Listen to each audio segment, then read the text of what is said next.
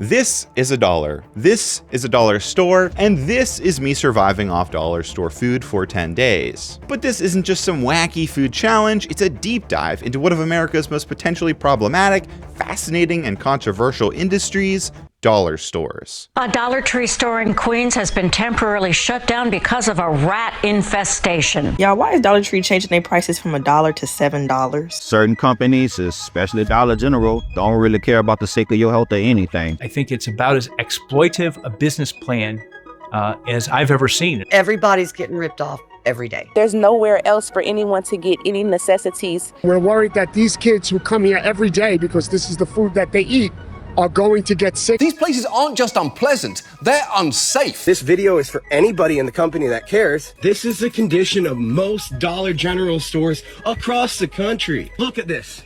This is ridiculous. Over the years, dollar stores have exploded across the country, and companies like Dollar Tree and Dollar General have become billion-dollar empires. But with their rise comes a darker side. People are protesting, lawsuits are being filed, and governments are even stepping in. What is going on here? What's so evil and potentially dangerous about these discount shopping centers? Well, I'm going to find out the only way I know how by going on a 10-day dollar store bender. I'll be eating 30 different meals over 10 days from my local dollar store, eating at least one new item in every meal, all while trying to maintain a $100 budget.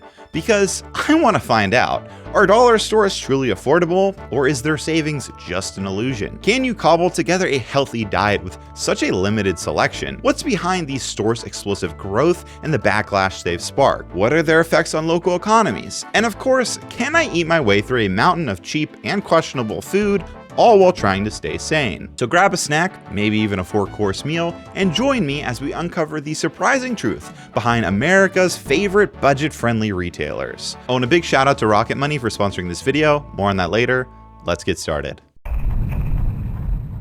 Mercer County, Pennsylvania, population 110,652. Dollar stores, 32. That's one store for every 3,500 people, a staggering number for a community this size. But for me, this isn't just a statistic. This is home, and it's the perfect backdrop to explore how dollar stores shape lives, diets, and communities across America. For this challenge, I'll be eating exclusively from the Dollar Tree, one of the 3 major dollar store chains. It's worth noting that not all dollar stores are created equally. Dollar General, for example, has recently expanded its food offerings, with some locations even carrying fresh produce. With over 17,000 Dollar Trees across the US and Canada, countless people rely on the chain's limited selection of food items to get by. I chose Dollar Tree for this challenge because it has gained a bit of notoriety over the years for its unusual food items, health concerns, and limited food selection.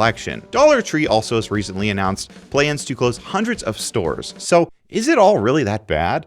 Well, I want to find out. When I arrived on day 1, I was eager to explore this discount wonderland. Dollar Tree truly has a bit of everything: holiday decorations, party supplies, and even film fan collectibles. Just look at this artifact from Snoop Dogg's 2001 hit movie, Baby Boy.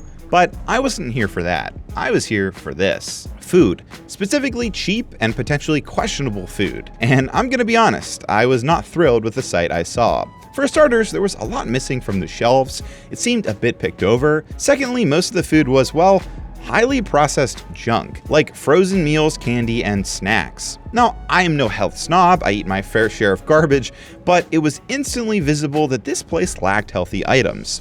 I knew going into this I wouldn't have access to fresh produce, but this is rough. Thankfully, I did find some frozen veggies and picked out a bunch of items, again, making sure that I would have at least one new item for myself in every meal. A few days before starting this challenge, I scouted the store to plan ahead, but that turned out to be less useful than I hoped. Some items I intended to buy, like English muffins, were no longer available today, so now I'll have to get a bit creative. The place was also super quiet, there was no music, and very few people inside. It felt a bit like I was going into the Twilight Zone.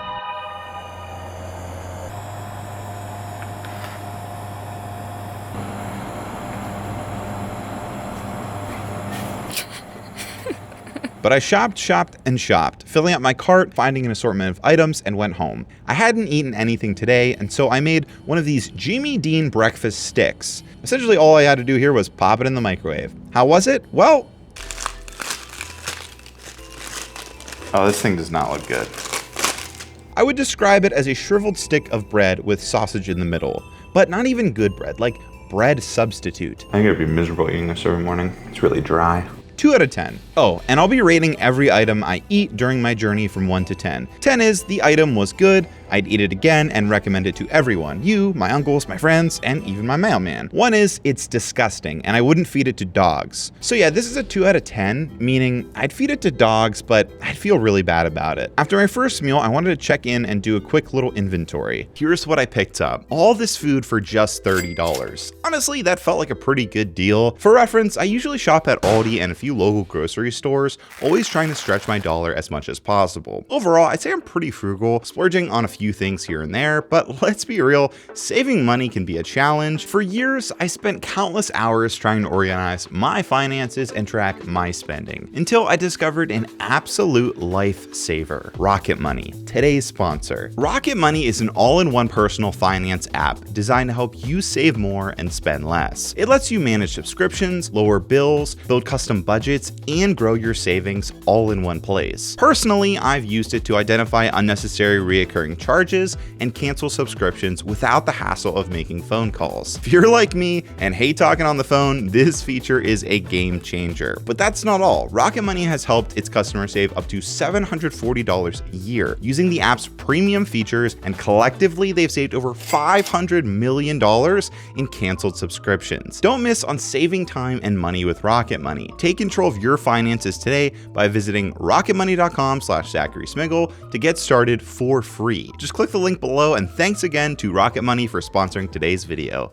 Okay, now back to it. For my second meal, I ventured out and parked my car to chill, cause you know, I'm a chill guy. The food, canned Brunswick chicken salad with crackers. Yippee! A lot of the meals I'll be eating are dollar store staples like this. Quick, ready-to-eat options. This was my first time trying canned chicken salad, so I wasn't sure what to expect. At first sniff, it seemed okay, and as a fan of chicken salad, I had relatively high hopes. Unfortunately, the taste didn't live up to my expectations. It was oddly bland, lacking any real flavor or punch. The crackers didn't help, they were insanely stale, which made the whole experience worse. While the chicken salad and crackers combo wasn't completely inedible, it was undeniably disappointing. Overall, I'd rate this meal a 4 out of 10.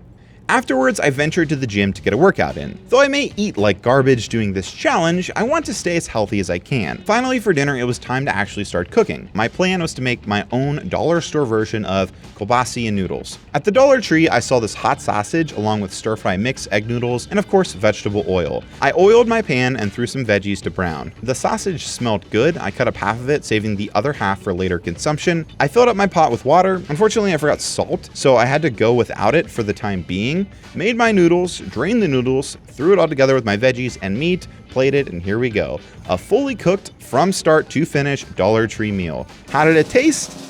Honestly, pretty well. I wish I had better oil, like legit olive oil or even butter, because the vegetable oil, you could tell, wasn't the best quality. The sausage was good, not great. The noodles and veggies were good as well. Hard to mess those up, but overall the meal was good. 8.5 out of 10. I smashed hard and successfully completed my first day. Day 2 arrived, I was feeling pretty good. So far I had 2 pretty crappy meals, but 1 good one. I definitely am hoping all my meals can be good, or at least not crappy. For breakfast, I'm doing a Hungry Jack original hash brown potatoes mix. I'm gonna throw some sausage in there, maybe at the end to make it a little bit, more good. Making this was interesting. I had to heat water and then put it in a box and wait 12 minutes before I could cook it. So while that was doing its thing, I'd figured I'd do something else. Since skipping my usual tea fix yesterday, I needed some caffeine desperately, so I tried this extremely special exclusive tea. Okay, I'm just kidding. This looks like the most basic tea ever, but honestly, it smelled pretty good.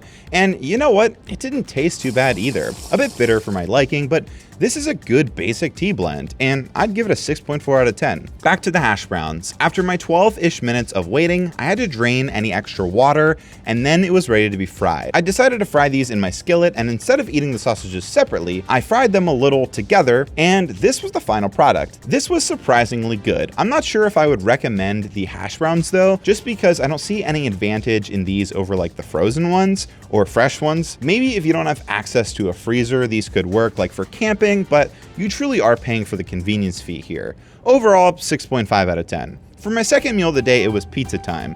Tony's Meat Trio Frozen Pizza, to be exact. I love pizza, no joke. It's probably one of my favorite foods. I'm crazy about it. And I have to say, Tony did a pretty solid job with this one. It's hard to mess up frozen pizza, but trust me, I've had some truly bad ones. This though, a strong 8 out of 10 in my book. The only downside was the price. This was one of the most expensive items I bought at $5. It's not outrageous, but with my limited budget, I needed to be careful about splurging on items like this if I want to make it through the challenge. After my second meal, I decided it was time to dive into some research. I grabbed my laptop, went to my local park, and started digging into everything I could about dollar stores, their explosive growth, rising costs, and the looming threat of a potential downfall. Since the 1990s, companies like Dollar General and Dollar Tree, which also owns Family Dollar, have expanded at an astonishing rate, now boasting over 30,000 locations across the US. It seems wherever you go, you can't escape the bright yellow Dollar General logo or the iconic green Dollar Tree tree. From a business perspective, much of these dollar store success lie in their ability to thrive where other businesses can't. Low-income neighborhoods, rural neighborhoods, and underserved communities that large retailers like Walmart often overlook. In towns too small to sustain a supermarket, dollar stores step in, filling the gap. They do this by keeping operational costs incredibly low and operating in smaller spaces that require less overhead. This lean business model is a key advantage that many other businesses lack. But it's not just about efficiency. Dollar stores attract shoppers with a promise of unbeatable prices. Dollar Tree, for example, built its reputation on a fixed pricing strategy, with most items priced at just $1. Until recently, everything in the store adhered to that magic number. As you can see during my visit, that's no longer the case, but the perception of lower costs remains a powerful selling point for consumers who want to stretch their dollar. Dollar stores achieve their famously low prices through a combination of strategies. Economies of scale allow chains like Dollar Tree to buy massive quantities of goods at reduced costs, enabling them to sell them cheaply while still turning a profit. They also often strike exclusive deals with manufacturers to produce specifically designed, smaller-sized versions of their products, keeping their price low while still offering recognizable brands. With the combination of a lean business model and uniquely affordable offerings, it's no surprise that dollar stores have seen explosive growth. But this growth has come with a hidden cost. Many argue that dollar stores have a negative impact on surrounding small businesses. By underpricing local grocery stores and independent retailers, dollar chains push them out of business, leaving communities with fewer options. And because these stores typically employ fewer workers at lower wages,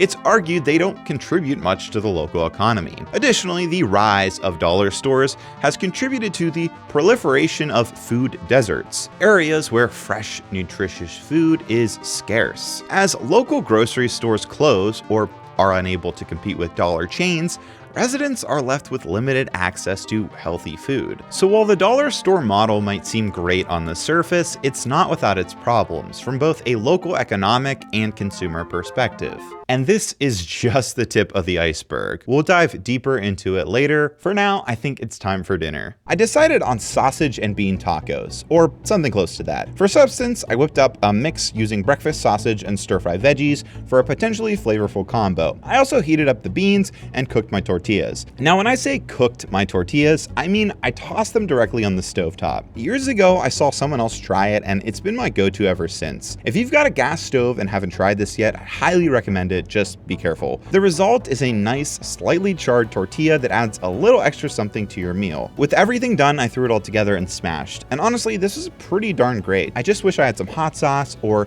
some sort of salsa to put on top. I'd rate this a strong 9 out of 10 though, a pretty healthy, delicious meal. Day 3 arrived and I needed to return back to the tree. As I mentioned before, there were key items not in stock when I went on day 1. I was eager to go because the worker mentioned their main truck comes on a Tuesday and it's Wednesday, so I am hoping that there will be more food items in stock. Firstly, I did notice more food items were in stock. For example, the $5 freezer section was stocked and looked like this. And oh, wait, is that shrimp? Yes.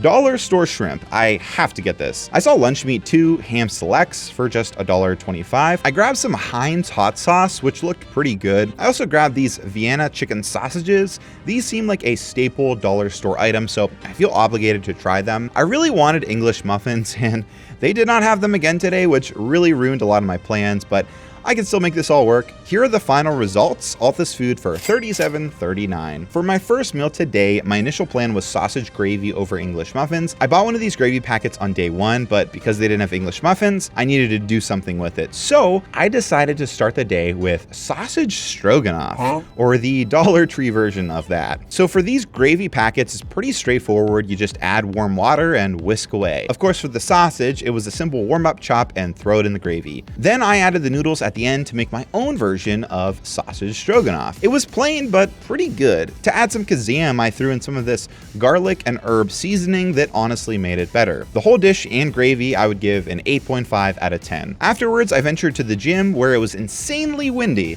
Wind rating, 16 out of 10. Later, for my second meal, I decided to give a whack at fish tacos. Coincidentally, Gordon recommended I make fish tacos on the back, so I guess great minds think alike. I took the fish sticks out of the box, lined them up in an ostentatious manner, threw them in the oven, and let them cook. While that occurred, I wanted to try the pineapple and jalapenos that I would be throwing on the fish tacos. Jalapenos were good, 9 out of 10. The pineapple was also good, 9 out of 10. Hard to mess these up, but you never know. I cooked my tortillas. Each tortilla I handled with extreme care. Then it came time to plate my creation. Fish first, jalapeno second, then pineapple. Don't forget it. And let's see. Yes, quite good. I really enjoyed this and would definitely eat it again. I also wanted to try that hot sauce I got, so I shook it well, poured a bit, and did a solid dip. And it was super good. Wow. This bad boy is staying in my pantry. Sauce, 10 out of 10.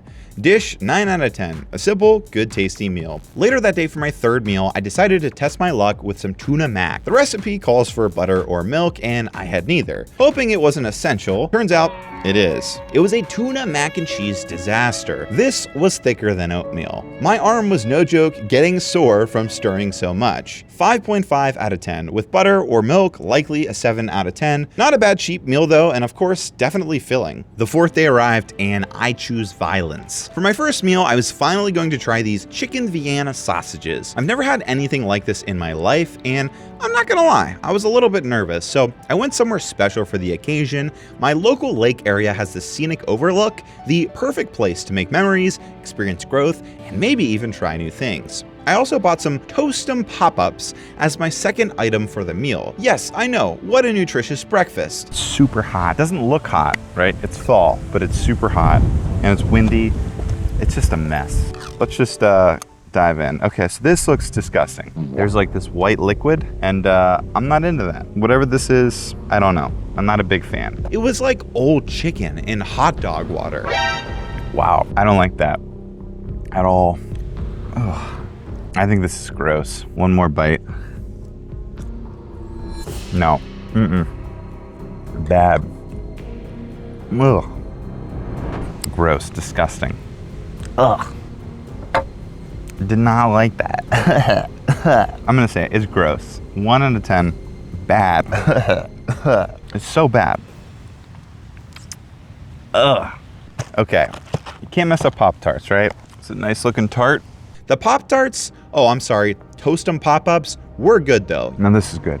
Would definitely recommend. 8 out of 10 for the Pop-Tarts and 1 out of 10 for the Vienna chicken sausages. For my second meal of the day, it was time to try that $1.25 ham. The plan was a ham and jalapeno wrap. My idea was to grill the ham a little bit to give it a little more pow. The ham wasn't bad. It definitely tasted like most lunch meat you'd get at a regular grocery store, so honestly, it's doing its job. 7.7 out of 10. Together with the jalapenos and wrap, it was a pretty decent second meal. Wish I had cheese. All in all, 8 out of 10. Later, for my third meal of the day, I decided to try my best at making some poor man's pasta with red sauce. Attention Italians, please do not hate me.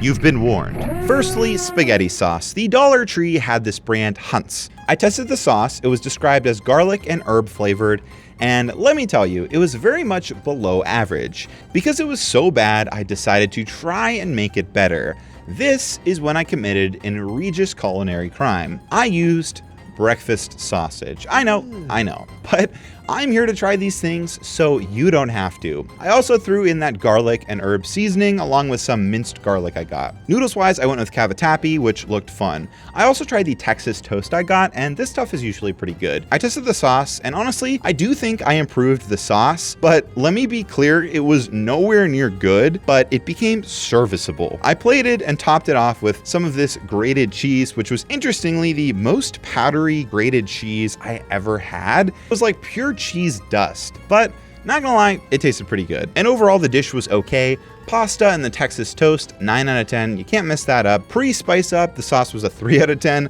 Post-spice up, it was a 5 out of 10. Overall, a solid 6 out of 10.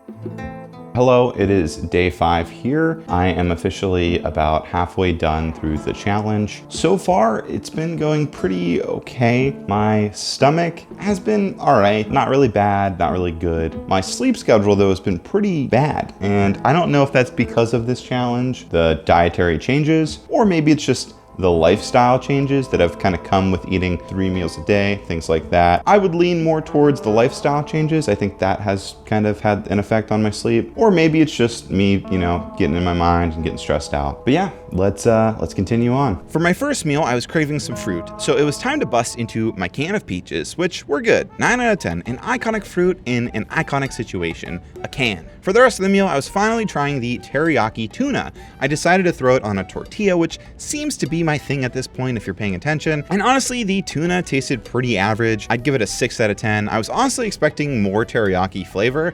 I really like teriyaki flavor, but it was just mainly tuna flavored with just a little bit of teriyaki. Afterwards, I ventured out on an important mission. This morning, I received a shockingly good coupon from a pet store, and I wasn't gonna let this challenge get in the way of that. So I went into the pet store, checked out some of the pets for sale, fish, lizards, gerbils, what is life? Anyways, I stocked up on cat food and a few other things. And then after that, I went to the gym, and then I went home where it was time for my second meal. For that, I wanted to make pierogies with kielbasa and peppers. Unfortunately, I made a terrible mistake. I grabbed what I thought was the same stir-fry blend as before, peppers and onions, but this one had broccoli, peas, and carrots in it. A huge mistake. If you've never had pierogies, you're missing out. Essentially, a pierogi is a Polish dumpling, often filled with potatoes, cheese, and sometimes even meat or vegetables. You can cook them in a bunch of different ways. These boxed pre-made pierogies from Mrs. T's are pretty good. Combining everything together made for a pretty great looking dish. As for eating the dish, something didn't taste right, so I bit into one of these carrots and it had this weird brownish color and it was not good at all. It tasted pretty gross, which really killed the hype of the dish. I'd say the boxed pierogies were an 8.5 out of 10 and the dish itself was a 9 out of 10. Would have been a 10 out of 10 if it wasn't for those bad carrot chunks. For dinner, I was in for quite the adventure. It was time for dollar store shrimp. Now, let me clarify a few things. First, I've never cooked raw shrimp before, although I've cooked plenty of it in RuneScape where it's literally one click and done, and you can do that at level 1, so I naturally assumed real life shrimp would be pretty easy. Spoiler alert, it's really not. The process turned out to be more involved than I expected. Step 1 was rinsing the shrimp. Easy enough. Then I had to boil them until they turned opaque, but what does that even mean? Google says perfectly cooked shrimp will be opaque with a color ranging from pink or orange. Here's the thing, how orange is orange and how opaque is opaque? It's not as easy as you might think to figure out, so I might have overcooked them just a tad. And then after that, you still have to peel the shrimp. Overall though, my first attempt at shrimp was, let's just say, a learning experience.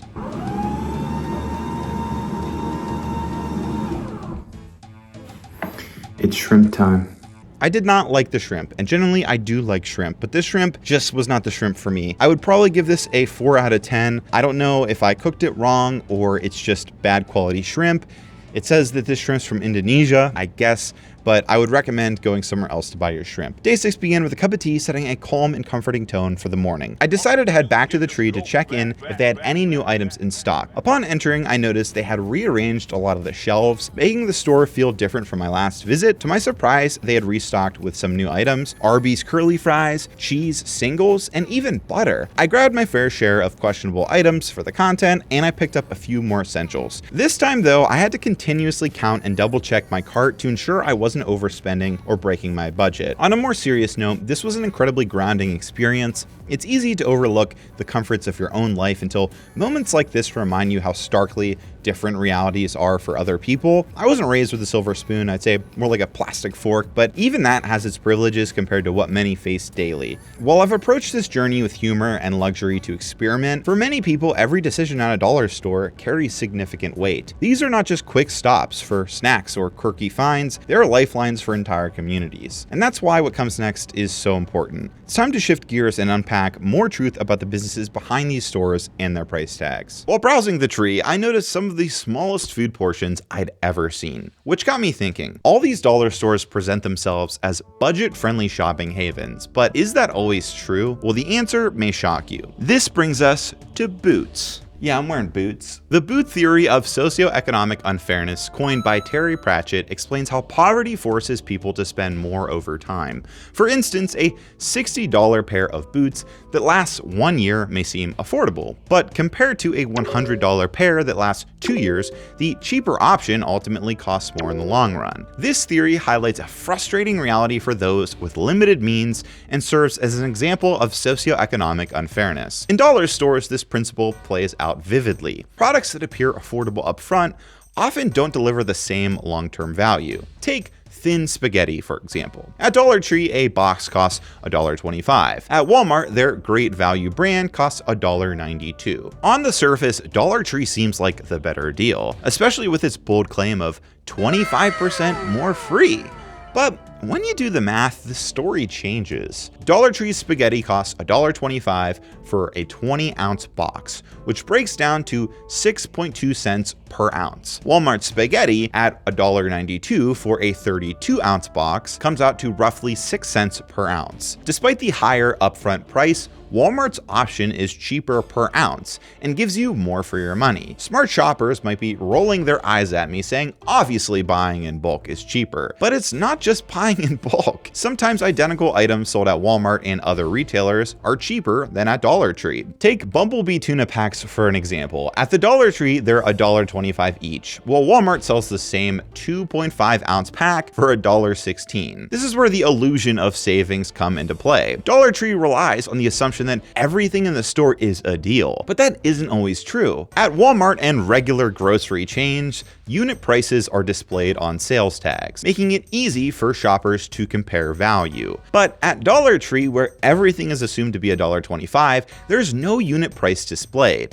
leaving customers to do the math themselves. I'm a guy with no kids and an obsession for detail, but a single parent shopping at a Dollar Tree doesn't have the time to do the math and figure out if they're getting ripped off. And that's where these stores really take advantage of people. I went to Walmart and looked at a bunch of items and compared the costs during my research phase of the video. Arby's fries, Vienna sausages, and stir-fried noodles were all cheaper at Walmart, and they were all the same sizes. But the one that really stood out to me was fish sticks. At Dollar Tree, a box of Gorton's fish sticks is $5. You get 18 sticks or 11.4 ounces. But at Walmart, you can get 44 fish sticks or 24.6 ounces for just 48 cents more. Yes, it's not the same brand, but for an extra 48 cents, you're getting twice as much food. Now, in fairness to Dollar Tree, not everything they sell fits this pattern. That terrible pasta sauce, if for some reason you want to disappoint your family, that's cheaper at the Dollar Tree versus at Walmart. Those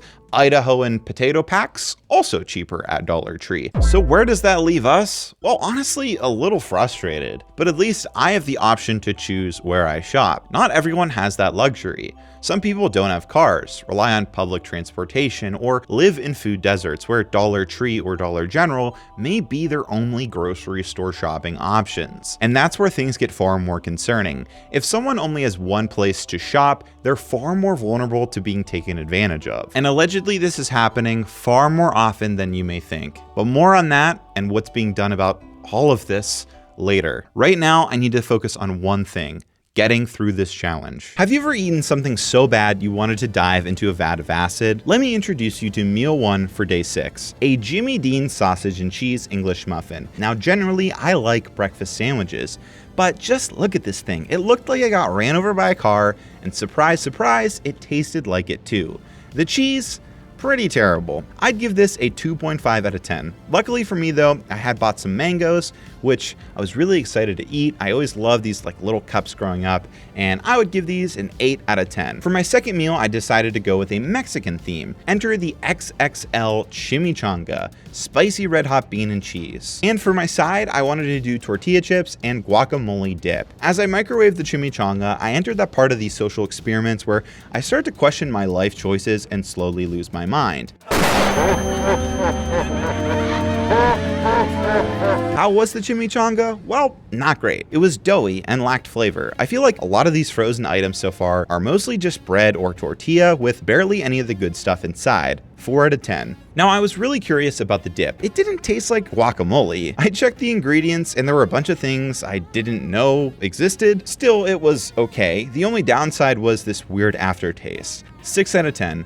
RFK is 100% going to ban whatever I just ate. For dinner, I had what I thought was a pretty epic idea: ham, potatoes, and green beans. To give the green beans a little extra flair, I decided to fry them up with some garlic. The potatoes were a breeze to make, just boil water, mix in the packet, and voila. I plated everything trying to make it look somewhat presentable, added some salt and pepper, and this meal was pretty good. I wish the ham was like ham, not some lunch meat, but the potatoes, super easy, super tasty, definitely stole the show. I'd give them an 8 out of 10. The green beans were okay. I'd give them a 6 out of 10. I like mine fresh and not canned. It reminds me of my school lunches. Still, the overall dinner was a solid 8 out of 10.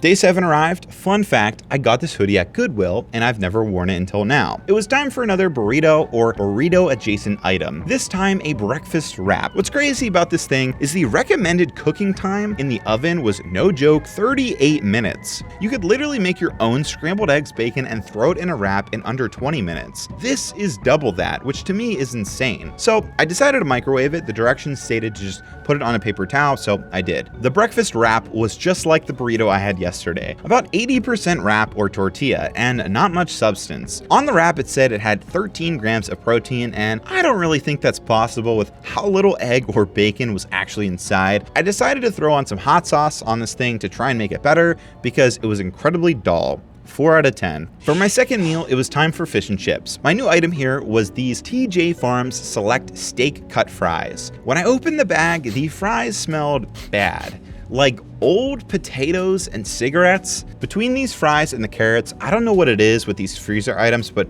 some of them just don't taste right. Honestly, the fries were horrible. 2 out of 10. Some of the worst freezer fries I've ever had. For my third meal, it was make your own pizza night. So interestingly, the fellow working at the dollar store, let's call him Luigi, when I checked out said this crust was super good. So I had high expectations because of Luigi. Unfortunately, they didn't sell pizza sauce, so I had to use Hunt's pasta sauce instead. This time I went with their traditional version, not the garlic and herb. I gave it a sip and guess what? It also was bad, but slightly better than the other version. 5 out of 10. Yes, I know, this cheese isn't meant for pizza, but it's all they had. For the record, I'm a provolone guy. All the provolone homies down below, let me know you're there. I tried the cheese, 6 out of 10. Hard to mess up American cheese. Tried the pepperoni, and that was good, 7.5 out of 10. When the pizza was done, I was pretty thrilled to try it. Cut it up, plated. How was it? Honestly, great. Luigi was right. The crust was fantastic. 9 out of 10. Overall, the pizza itself, I'd give an 8 out of 10. If I had proper cheese and sauce, I would have loved it, but you know, we're roughing it here. Day 8 arrived and I had something special planned for my first meal, so I decided to venture out into the wilderness and find a good spot to eat.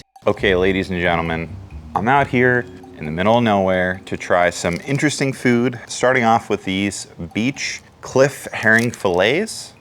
And I'm gonna be honest, it doesn't look good. It looks really bad.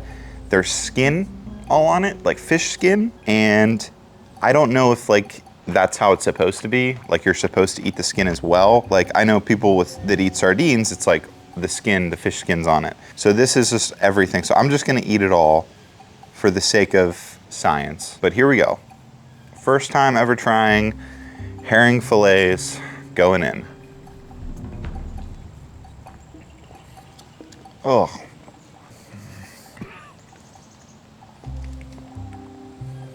I really didn't like that at all.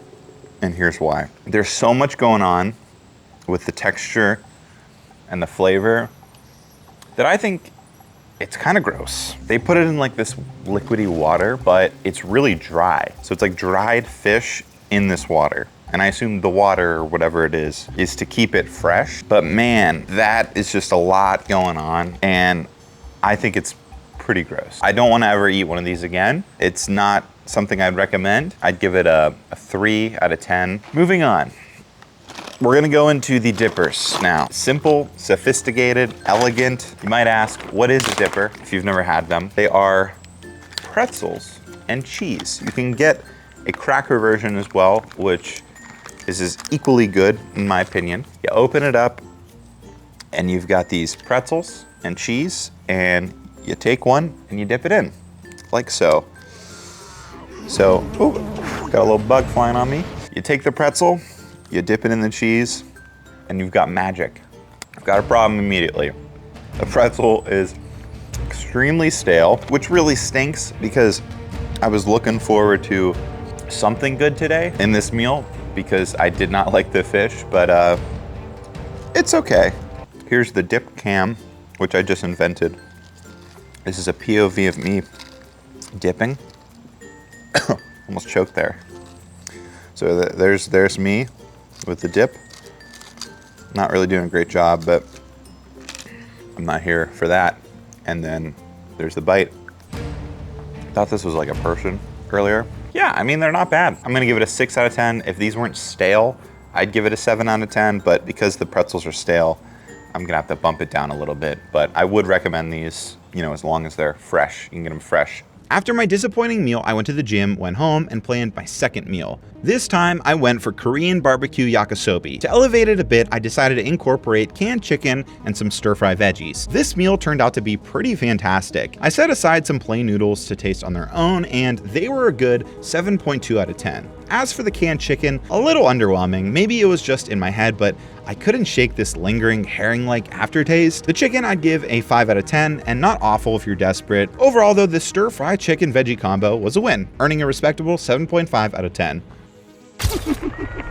For my third meal, it was pasta night, and I decided to break out the thin spaghetti. Originally, I had planned to go with a sausage buttered noodle dish, but in the end, I went vegetarian instead. I'm never quite sure how much pasta to make. It's always a personal struggle, though I would definitely consider myself a pasta pro. I don't break pasta in half. I'm not a heathen. Here's a pro trick. I use tongs to grab the pasta and guide it gently around the pot. It's a smooth process and it works like a charm. When the noodles hit that perfect al dente texture, I knew it was time to move to the next step. Meanwhile, I sauteed the broccoli in butter to make a sauce, adding a generous amount of garlic because, let's be honest, there's no such thing as too much garlic. The verdict? Amazing. A solid 9 out of 10. The only thing holding it back from perfection was a lack of red pepper flakes or proper Italian seasoning. If I had those, it might have been a 10 out of 10. Hello everybody, it is day 9 here. I am drinking my morning tea and I'm going to be making some pancakes. Dollar store pancakes. Making pancakes with a mix is supposed to be easy. Just grab the mix, add water, stir, and toss them in a pan. Only an absolute buffoon could mess this up, right?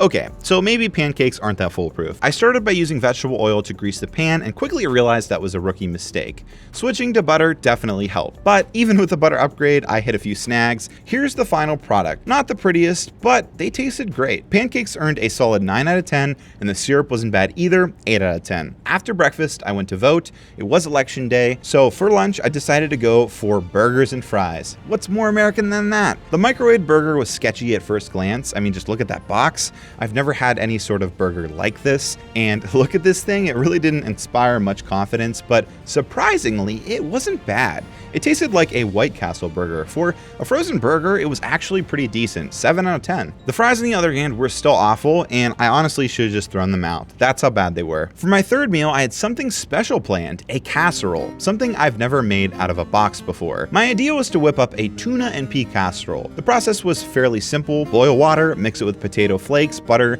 and a pack of seasoning, and then toss it in the oven. The recipe called for milk, but unfortunately I didn't have any. When it was ready, I plated it, and here's what I was working with. Honestly, it turned out pretty good. The milk would have definitely added a creamier texture, but it wasn't essential. I do think the dish would have benefited from some onion. Overall, 8 out of 10. But if I'm being honest, my mind wasn't on peas, tuna, or casserole. It was elsewhere.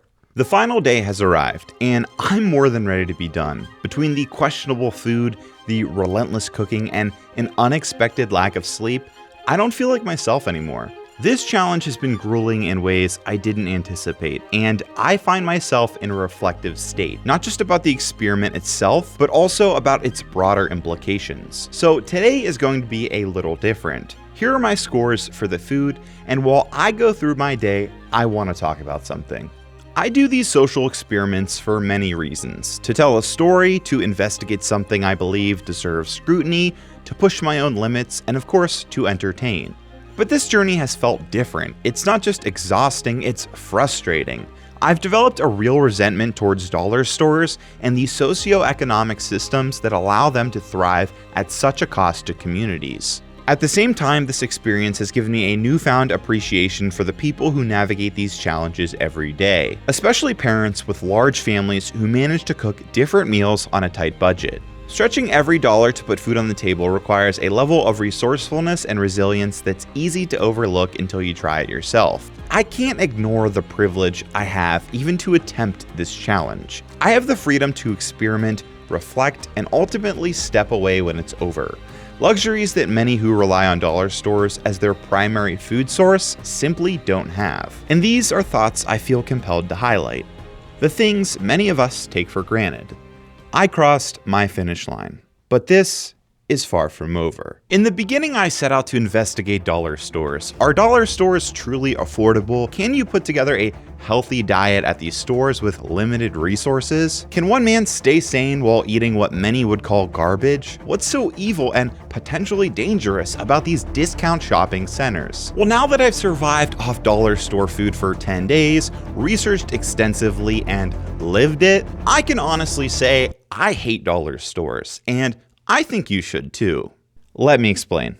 Firstly, in my attempt to uncover whether dollar stores are truly affordable, I discovered that they position themselves as hubs for savings, but that's often far from the truth. To complete the challenge, I had to go slightly over budget, spending a total of $105.22. It was harder than you'd think to stay under budget while shopping exclusively at a dollar store. Now sure, a lot of the meals I was making, I had leftovers. And I had leftover items like extra pasta. But I couldn't shake that feeling that I could have gotten way more value shopping at a regular grocery store. I had to be super careful with my spending, yet I still went over budget. This perfectly highlights the challenges of relying on dollar stores for everyday needs. While they claim to be budget-friendly, navigating their offerings often proves just how difficult and limiting they can be for those with no other choice. Secondly, the way these stores market themselves is incredibly deceptive. One of the biggest issues, the lack of unit pricing. This practice, which borders on misleading, leaves customers unable to accurately compare product values. As a result, people often end up paying more for less. As I showed earlier, Dollar Tree heavily relies on this tactic, creating the illusion of affordability while concealing the fact that many items are overpriced when broken down by volume or weight. While you can find some bargains, you're almost always better off buying in bulk or even elsewhere. But as we discussed earlier, not everyone has that luxury. For people in underserved communities, dollar stores are their only option, making this marketing strategy not just deceptive, but predatory. Third, many dollar stores fail to provide high quality or healthy food options. While the items I purchased hadn't expired, many seemed stale, older, or far from fresh. Sure, there were some decent tasting items, and thanks to some creativity, I made some good dishes. Oh, and here's a ranked list if you're curious. But as for healthy options, yeah, practically non-existent. This lack of healthy choices forces shoppers to rely on highly processed, high sodium, and sugar-laden products, contributing to widespread health issues like obesity, diabetes, and heart disease. But that's just a few things. So they're not really affordable, use potentially shady marketing tactics, and lack healthy food options. You might be like, Zach, you're nitpicking. All right, let's talk about the effects dollar stores have on local economies. The USDA released a study on the impacts dollar store openings had on local grocery stores, and it showed independent grocery retailers were 2.3% more likely, on average, to exit the market, and employment at independent grocery stores fell about 3.7%, and sales declined by 5.7%. When dollar stores move in, local grocery stores often close, harming communities in a multitude of ways. Recognizing this threat, at least 25 local governments across the US have enacted policies to limit the expansion of dollar stores. But okay, maybe you don't care about your local grocery stores or economy.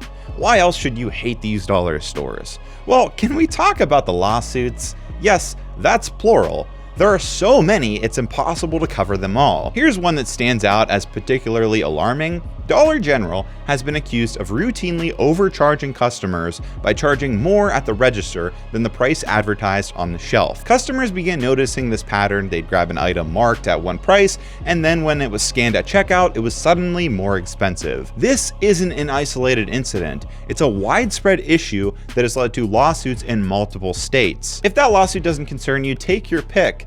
Let's see, lawsuit over Family Dollar rat infestation continues. Family Dollar Tree sued for selling unsafe meds and other products.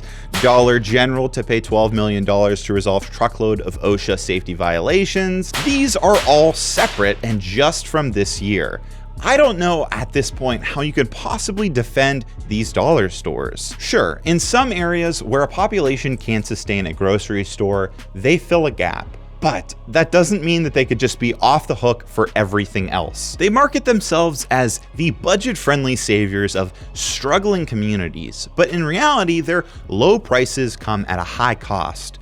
Poor quality products, unhealthy food options, and shady business practices that are detrimental to local economies. But there is a silver lining. I mentioned the lawsuits and how local governments are limiting the expansion of dollar stores. But that's not all. People are organizing groups, protests, and organizations all about trying to bring awareness to these issues. And honestly, that gives me hope. I can't predict the future. No one can. But I strongly believe that with the right information and action, meaningful change is possible. Before this experience, I barely knew anything about dollar stores, let alone the harm they can cause. But after this, I have a completely different perspective. I've definitely learned that cheap doesn't always mean better, and sometimes it costs far more than we realize. I'm not sure what you'll take away from this experience.